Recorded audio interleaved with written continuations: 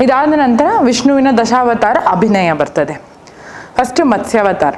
ಮತ್ಸ್ಯಾವತಾರ ಗೋವಿಂದ. ಮತ್ತೊಮ್ಮೆ ಮಾಡಿ ತೋರಿಸ್ತೀನಿ. ಮತ್ಸ್ಯಾವತಾರ.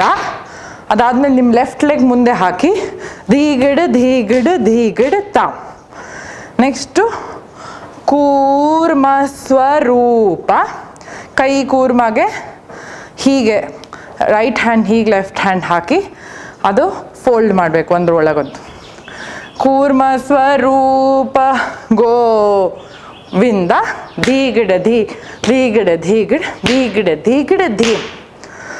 ಮುಂದೆ ಕ್ರೋಡಾಕಾರ ಗೋವಿಂದ.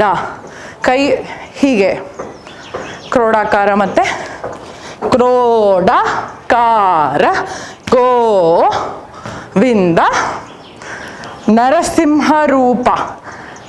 ನಾಲ್ಗೆ ಹೊರಗೆ ಹಾಕಿ ನರಸಿಂಹ ಉಗ್ರ ರೂಪ ತೋರಿಸ್ಬೇಕು. ಧೀಗಿಡ ಧೀಗಿಡ ಧೀಗಿಡ ಧೀಗಿಡ ಧೀಗಿಡ ಧೀಗಿಡ ಧೀ. ಇದಾದ್ಮೇಲೆ ವಾಮನ ರೂಪ. ವಾಮನ ರೂಪ ಗೋವಿಂದ. ಕಾಳಿಂಗ ಮರ್ಧನ ಗೋವಿಂದ. ದಿ ತೋಮ್ ತ ತಾಮ್ ದಿ ತೋಮ್ ತ ಧೀಮ್.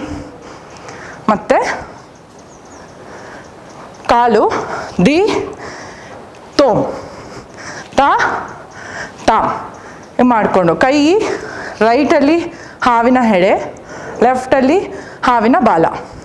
ದಿ ತೋಮ್ ತ ತಾಮ್ ದಿ ತೋಮ್ ತ ಧೀಮ್.